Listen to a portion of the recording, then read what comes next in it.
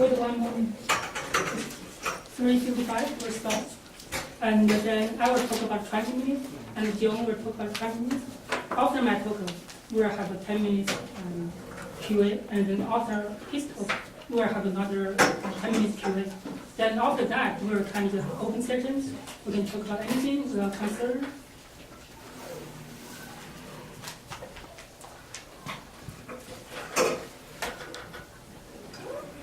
In order to prepare today's talk, I bought a new car, right? Get some new teeth.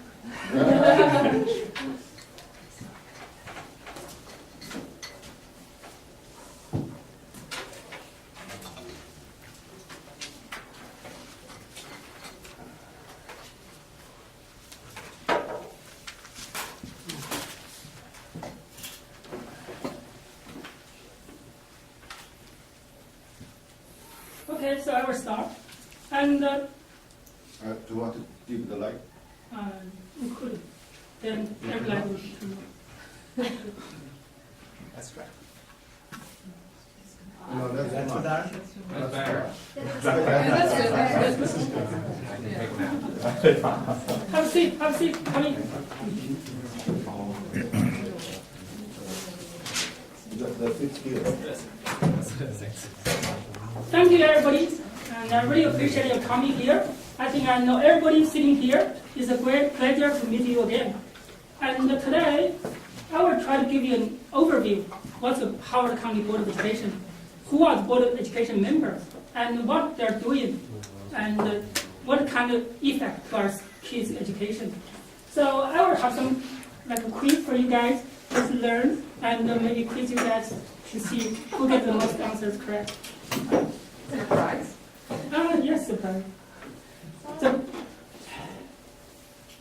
So the first part, what is Board of Education, and who are Board of Education members, and then what is BOE doing, and then who are running for BOE.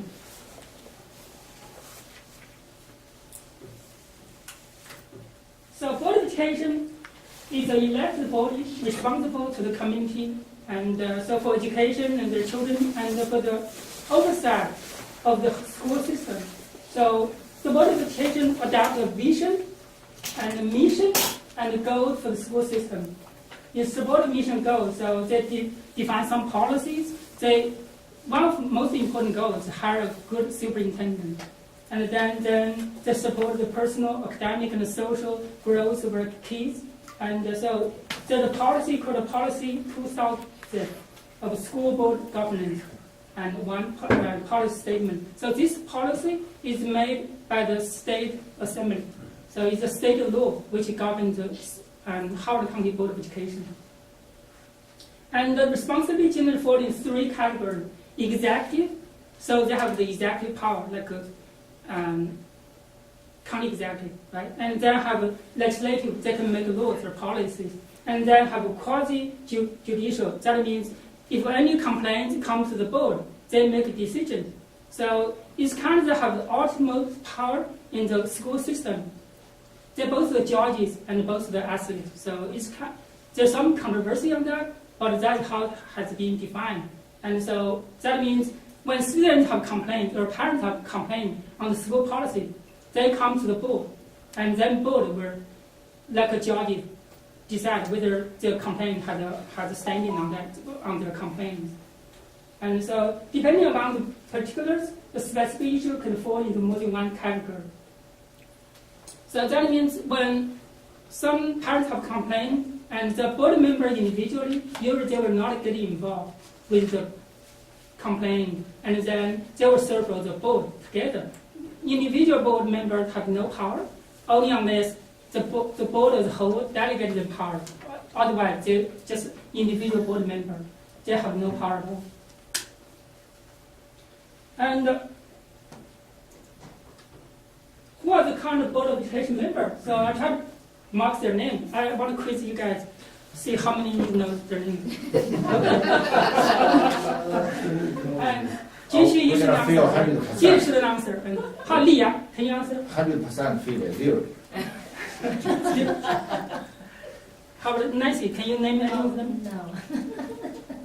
You may know them. Zhang Zhen. No idea. Maybe Honian I definitely do know. Judy, can you? No, I don't know names specifically. Maybe Okay. I'll leave their names. None of them names? No, that's student. How about the Anna, chair? oh, yeah, I know Anna Silverady. You mean Anna, student board member, right? Yes. Okay.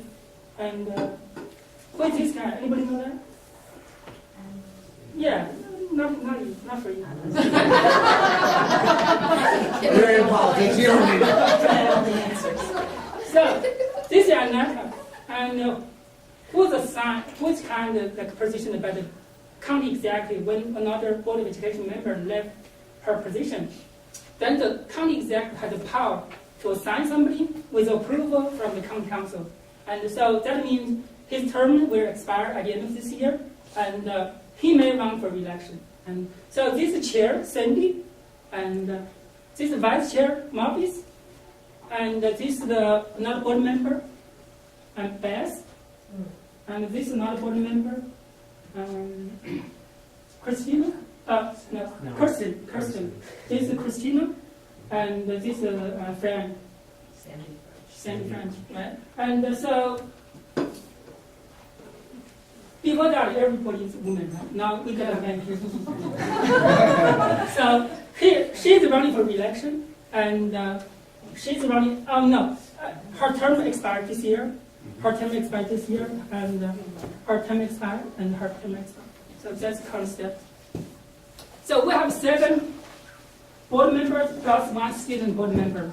So in most cases, 8 board members can vote on any issue. But for certain issues, the student board member does not have the authority to vote. For example, personnel, maybe some other issue. I have listed that.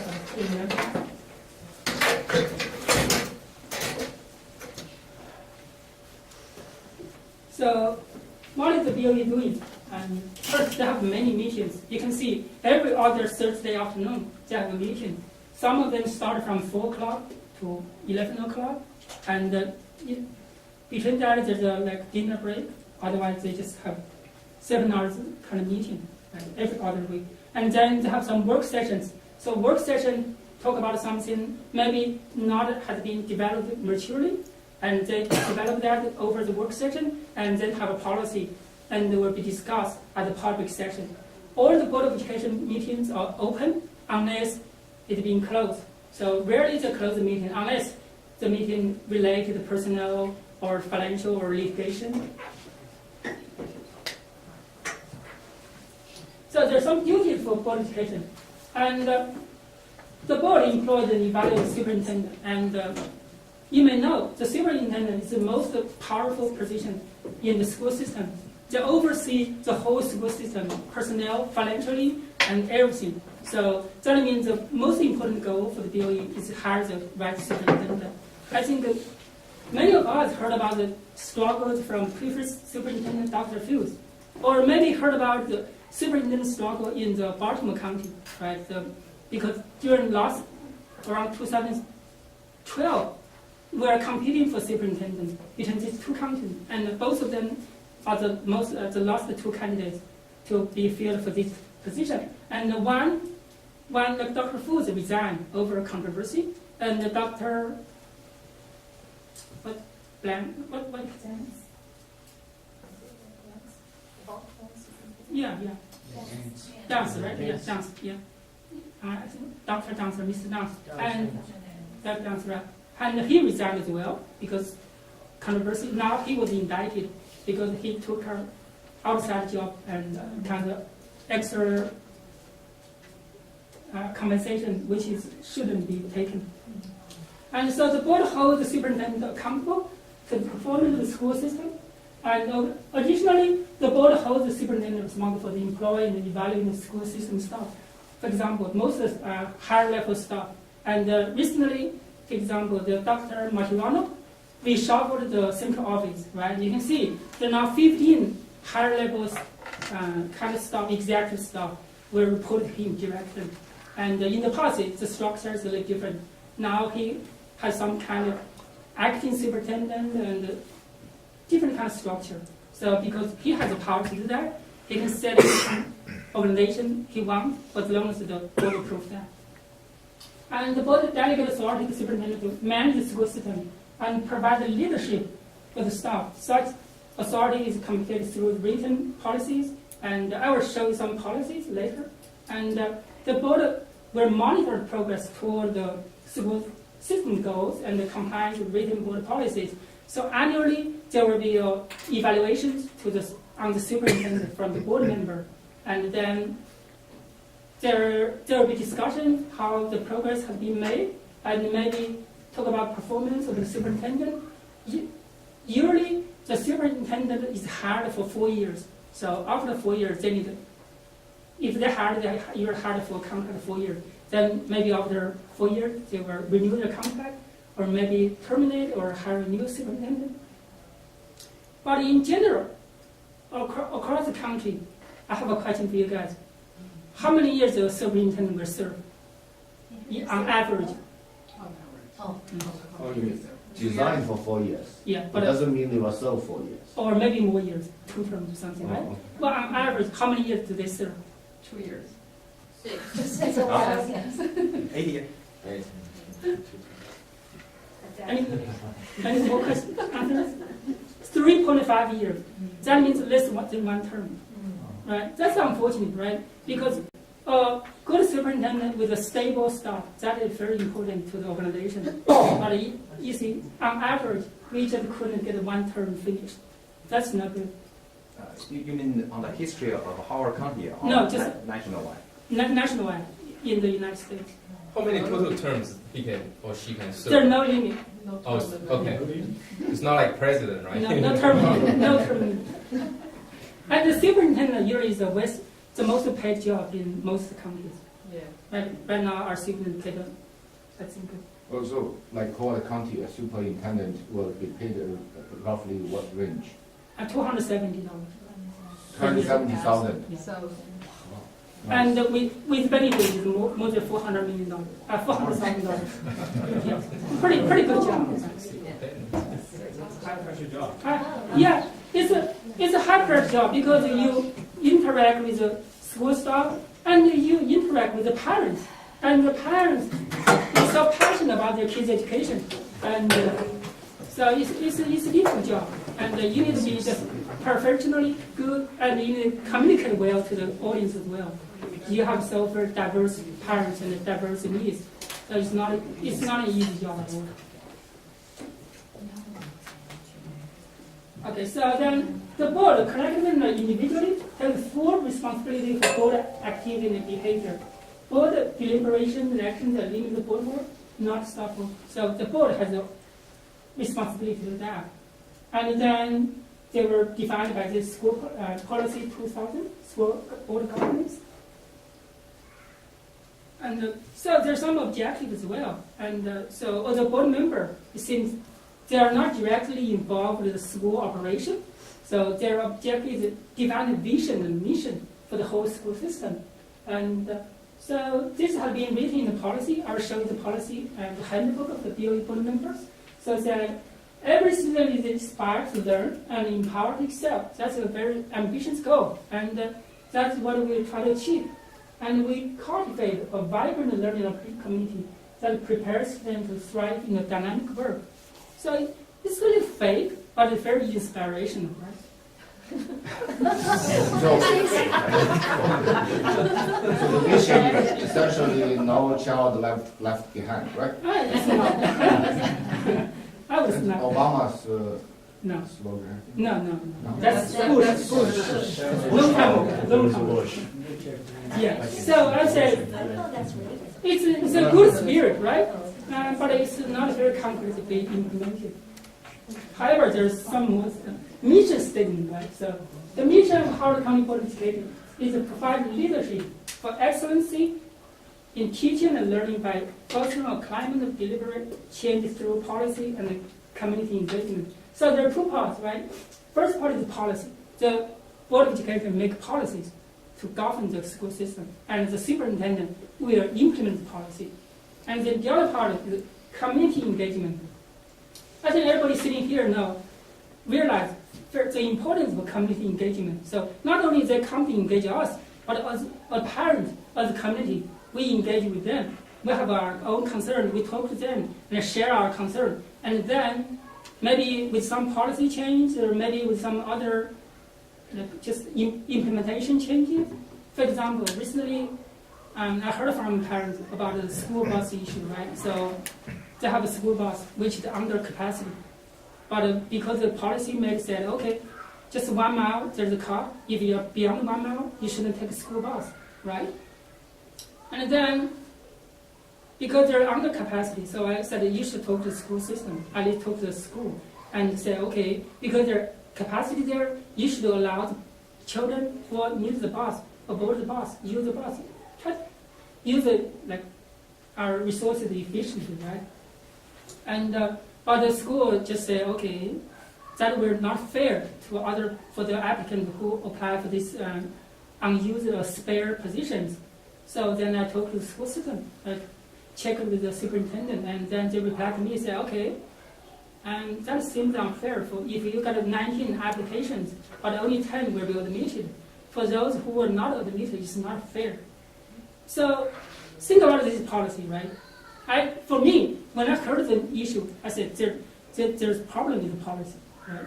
So then either we try to just say, okay, because of the policy we just do nothing, or we'll try to improve or modify the policy, right? This is a community engagement.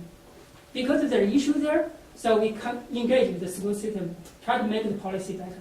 But let me ask you, if the attendance, the students is low and we have not fully utilized the capacity of the buses, I think there's nothing wrong. The bus should expand to the last mile of the people. That's what right? you think, right? Yeah. That's what I think too. And what I they think say? with a common sense, because if there's Right. We it's not- hired them with paid taxes, right? yeah. We hired them full-time job, Mhm. and they should be working full-time. Unless we promise them like 60% of the work to begin with. But it's not, right? So, That's I think a lot of people will think that way, but they said there's a policy. So if there are 20 applications, if they only take 10, because there are more needs than actually the seat available, right? So then it's unfair. So we First should, come, first serve. What? First come, first serve. so yeah, or we can make it 500 meters, right? If not 1 kilometer. Walk to school. That's We can do that. That's true. Until- I think, yeah, we kind of have a lot of great ideas, right? But the problem, the policy is there. Unless we change the policy, and otherwise, they just stop, the school staff just couldn't implement any change at all, because they didn't follow the policy, right? So then I told them, I think we'll try to at least partially change our policy, make sure if there's a seats available and if there's a need from the parents, they should find a method to implement the changes, right? So that's kind of community engagement. They need to engage us, and we need to engage with them as well. And maybe it's a small policy change, but that will benefit a lot of community members, right? You think about it, one school bus, they have more than 20 seats available, is not utilized. And then think about there are 2,000 school buses in the whole county. That's a huge number.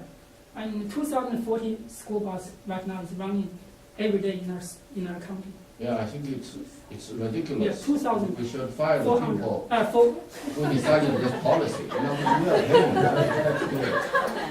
So, that's engagement, community engagement, both ways. Right? And mission and beliefs. So it's pretty concrete, right? The Board of Education has control over educational methods that affect the county and that promote the interest of schools under its jurisdiction. The Board of Education adopts a strategic plan called Bridge to Excellence. I think that's a new plan. In the past, it called something different. I couldn't remember. Now it's got a great name, Bridge to Excellence, BT. It's not a Bluetooth, right? And to guide the school system in developing, implementing, and improving educational programs for its students. During the adapting process for the last strategic plan, the board enrolled a mission, a vision, and that's we talked about earlier. And the 9 beliefs are shown exactly. And so it's still in the policy 2000. And so the 9 missions, right? So every child can learn. That's great. Every child is unique. That's something we believe. and has special ability and interests that must be recognized and developed. The education of all children is a shared responsibility of the homes and the school and the community. And I think that's great too. And for me, I think I still strongly believe that not only the school, but the home and the community should work together. If the school just work alone, they just couldn't achieve this. Every student can succeed goal. And academics is the primary focus of education. That's something important as well. I think everybody understands that in this room. Teachers have a responsibility to engage every student in learning. And students have a responsibility for their own learning and for their personal conduct. Parents have a responsibility for setting values and expectations that support the learning process. Lifelong learning is essential, and that's kind of beyond the school system. But I think everybody can learn from this lifelong learning, and it will change and help to get everybody learn something beyond the school, beyond what they learn from the Howard County public school system. And the teachers have the right to teach, and the students have the right to learn in safe and nurturing environment. So I think that is important too. And recently there's some fighting in some high school. I think some parents probably heard about it. That's not good for both students and the teacher, because even I heard from teachers that they are afraid to go to work in the school system because some teachers would hurt because students fight with others. And so HoCo board work, so you can see it's a lot of work. And the board work has been divided in 4 quarters. And in the first, and the quarter started from July 1st and until the next June 30th. So during the 12 months, the first quarter, they talk about the capital budget, right? The capital budget has been developed, and they usually been approved the next year. And because they need to develop that and get community feedback, and it's a long process. And then they have some master plans, some others, and in the first quarter. And just remember, first quarter is something starting from the summer, and then goes in when the school starts. And second quarter is after Labor Day or after September, and then it's going to the Christmas, and then they have some conference and then meetings, then capital budget and to due, and the board receives all the report, and then have third quarter. Third quarter still got a lot of stuff to do, and then the fourth quarter, then that will end before just around the school end in June. And there's ongoing activities, monitoring academic achievement, monitoring school system goals, assessment report, policy creation and revision, engaging the community. And it's very tedious work. I was a senior board member. It's much similar system. I can see I get involved with all of them. So you try to hire a CEO, or it's kind of the same, you hire a superintendent, and then you have financial, you have an operating budget to approve, and then you go to the public, you hear from public feedback, and then you have 10 villages, you go to each village to hear their concern. It's similar to you go to the different organizations, for example, even to come to COPA or to some other organization, try to talk to the parents, get them engaged, or like PTA. So it's a lot of work. What's the salary? And the chair got a 10,007, actually 17,000. The other board members got a 15,000 per year, right? And the student member got a $5,000. 15,000. Oh, 150K. Yeah. No. No. 15,000. 15K. No. It's very low. It's not a full-time job. It's not a much less. Yeah. So when John talk about their salary, it's much higher. And you might get a raise too. Yeah, they're going to get a 20% raise. And so what I'm talking about is like get from the Board of Education of Howard County Handbook that developed recently. And look at the policy. I think, can you read it clearly? Not much. Okay. So there are policy number from 1,000 to 10,000. In each sub-category, there's some other policy. And each policy define different categories, for example. And let me see, the one we're concerned about recently, right? And 6,000 series, right? We heard about 6010, school attendance area, right? In the summer, we talk about redistriction. They have a policy to do that. Say, okay, how should we do redistriction? Which kind of factor we should consider? And so that's in that policy. There's some other policy. I try to read all of them, just too many, so I couldn't remember that. I think over time I probably remember that. But if you are interested in certain policy, you feel there's some issues, you can look at that, refer to that, and then maybe. And for each policy, there's a period they need to revise the policy. Every several years, they will start a committee, try to revise and change the policy. So if you are interested, you can join that kind of committee and make an impact to the policy. And then when they adopt it, they will be put there. And so there's some, I think there are 10 policies in under consideration in this year. So who are running? That's very important, right? And beside me, right now there are 4 other candidates. And so this is Saeed and Robert and this Anita. This is Anita, right? Yes. Yeah, this is Sabina. So I'm the first one to declare my candidacy, and I think Anita probably is the last one right now to declare her candidacy. And we have a very diverse kind of background. And Robert Miller ran last in 2016 and failed, but now he ran again. He has been endorsed by Howard County Teacher Association. And I was interviewed, but was not endorsed. And I think Saeed is a businessman, and I'm an engineer. And Sabina Tag is I think a professor in Towson University. And then Anita, I forgot her background. She's also a professor. A professor? She's from the Morgan State. Oh, Morgan State. Okay, yeah. So we have the finance report there, and I raised the second highest amount of money, but spent a lot of money. So. And So you have not included the incumbents here, right? because they haven't declared their candidacy yet. All these Unless they already declare, declared? yeah. Okay. Otherwise, so for example, the appointed one, the only gentleman in the BOE, Mhm. and probably he will not run again.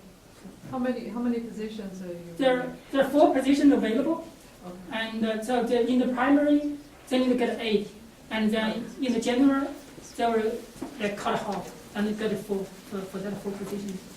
So Howard County is one Yeah. district? So So you don't right now it special- has been elected the whole county. So, it's different from the county council. County council being elected by district. Yeah, it's actually last time. Starting from 2020, the law they changed. Yes, that's true. Yeah. So yeah, I try to not confuse them. It's more complicated than that. And yeah. So right now there are 4 positions, and usually for the general elections there are more than 10 candidates. In the past several years, they have 15 candidates for the general election. No, for the primary election. So And this is nonpartisan, right? non-partisan, everybody can vote, also if you register. So when is the primary? The primary will be 6/26. June June 26th. 26th. Very soon. Yes. So this primary election will sort of More than 10 candidates usually. you'll filter out some candidates. Yes, and you there will be get how many? top 8. You get top 8. And then during general election, you from top 8 you get top 4. Okay, so the primary will select 8 candidates, and Yes. then the general, the final, will pick up the 4 candidates. Yeah. So this kind of middle term election, and usually middle term election, there are very few candidates, very much lower turnout rate. That means only probably 30% people voting. So it's very important. If you can vote, please vote. Do you have to be a U.S. citizen to vote? Yes, you need to be a U.S. Even citizen. for the vote. Yes. So you need to register. If you don't register, you still couldn't vote. Mhm. So when is the deadline for registration? You can register anytime, just 1 week before the before the primary. The candidate registration is February 27th. Yes, yeah. So the candidate filing deadline will become in 1 month. So after that, nobody can join the race. So we're trying to see how many more candidates will come join the race. If only 5 of them, so everybody be elected. So everybody goes to the general election. 24 seats. Yeah. I mean, we're past the the primary election, right? But that's usually not the case at all. Okay. Yes, I'm just sure with this. I just wanted to offer that I'm a certified registered person to register people to vote or change party. So I can do that. Can you see me? Can you see me? Can you do like any time? Can you do? You have to let me know because I have a form. It's a form and yeah, pretty much any time. So any other questions? Is there a term limit? No. Alright, so I have a question about one of the policies. Mhm. So I see that the Board of Education, one of its objectives is something about parents, helping parents create an environment. So I was wondering, how much jurisdiction do they have for that? So how much of that can they control? I really don't know, because it really depends how they can create a policy, but it depends on the superintendent to implement the policy, right? So, but if they say the implementation has some flaw, they can press the superintendent to change that. Right, so I was just like wondering, because since it's more education, and it's hard to control what happens at home rather than at school. Sure. I was wondering like how they can do it, but thank you.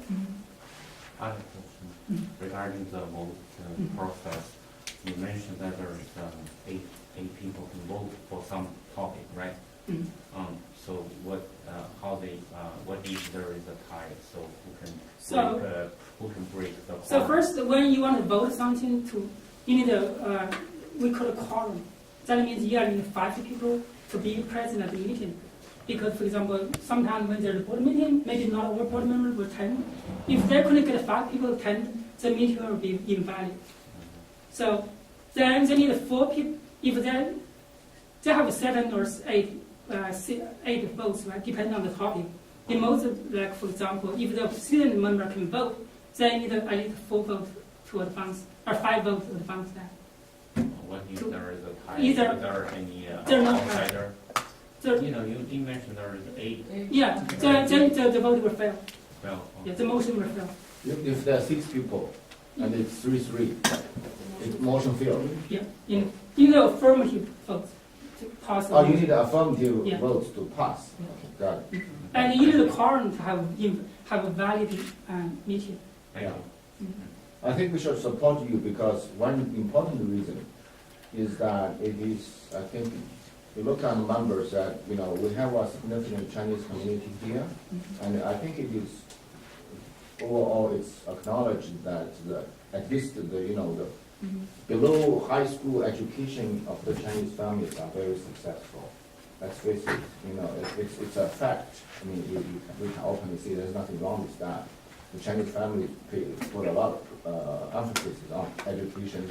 It's very successful. I think it's good if we send you to the Board of Education to just, to tell them our side of the story from a Chinese community point of view. So we have the same goal. As I said, I think I can bring extra value to the Board of Education. Of course, yeah. But here we're not talking about that, right? This is an educational platform. So the student member, have there ever been an Asian American or a Chinese American Yes, student? yeah, 2 years ago there's a student board member from it's called Michelle Lim, and she's Asian American. Right? The student board members, yes. Last time I sent out emails, called to parents that if your kids are interested in that, they will have an election soon for the student board members. So how is this student board member got selected? They're voted in the school system. There's a way that they need to vote By a high school student? by the high school.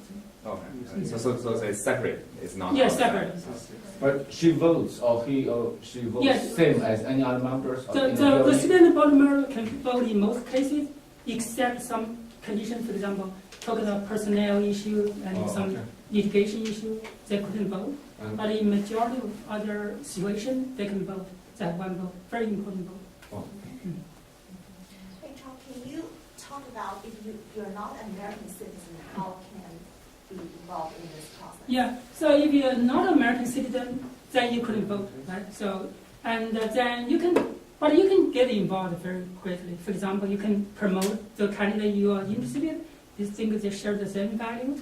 And then you can donate if you have a green card. And then you talk to your neighbors, promote the candidate you are interested in. And you put a sign, your yard sign, in front of the yard. And you share the flyer with your candidate to other people. So there are a lot of stuff you can do. Just because there are two ways you can get involved. Money talks, right? That's I always talk about that. I think when we think about development, all the developers, they got the development eventually approved. Right? That unfortunately happens right now in the county. And the people talk about the APA and all stuff. The developers got the upper hand. What's the reason? They got the money, right? So the same for the education as well. And one part of I think we got a great education because a lot of them put a lot of emphasis and really value education. And the same for the election. If we pay attention to election and you put some effort on that, then you can make some changes to that. And either push the candidate you're interested in to the top slot, and then the candidate at least can share the same vision. Okay. If I may add to your stuff, not only can you share the words, share the stuff, also volunteer. Go out there, go to certain areas and help your candidate, whoever he or she may be. Get on our team, go door knocking, go around to doors and go speak about the candidate to different people. Go out, wave signs and stuff like that. It's all something you can do for your candidate. Okay, here's Photoshop. Well, yeah, I just want to follow up on that. I think that's a very good point, to volunteer. Because in addition to that, on the election day or early election, we can also go to the election booth, to distribute the flyer, sort of encourage people to vote for certain candidates. Well, I mean, whether to take that or not, it depends on the voter's his or her own decision. But at least there's sort of some advertisement. And for that purpose, you do not need to be a citizen. There are two kinds of volunteer. The other kind of volunteer is, getting into the election booth to serve as the volunteer. That you need to be a citizen. But for the one I just talked about, standing outside of the building and distribute the flyer, that doesn't need to be citizen. Actually, I don't think that needs your green card. Anybody can do that. Yeah. And I did that in 2016. And lots of people, no matter Democratic or Republican, lots of people came to me. They say that, good job, glad to see you come out to get into this civic activity. Sorry, this is Photoshop not easy. Let's get another one. On top of that, sorry to add, many of your kids who go to high school here, they've got to do civic hours for the community service. They can go on to a campaign and complete those civic hours working on a campaign. So if they still got to complete civic hours, think about that. They can work on a campaign, get experience, as well as complete their civic hours. That's a great point. And most importantly, if you are a U.S. citizen, please register as a voter. Please do that. Yeah. And go vote. Go vote in the primary, okay, and in general, okay? So there are two elections this year. Primary election in June 26th, right? And then general election in November. And for some reason, if you can't go, you can always do Absentee ballot. But vote. We should have a complete difference. Yeah, think forward for both of us.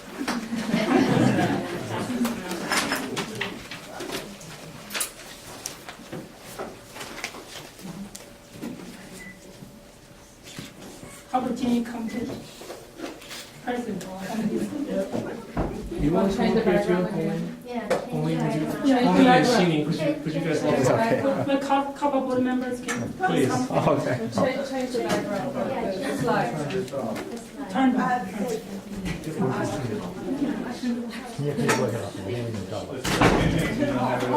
Anybody would like to join COPA? I have a membership.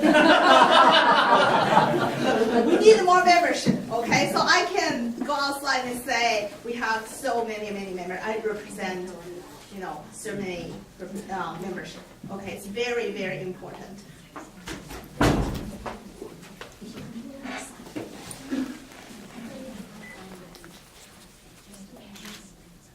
Yeah.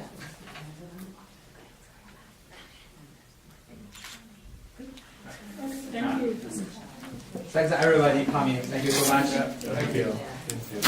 Thank you.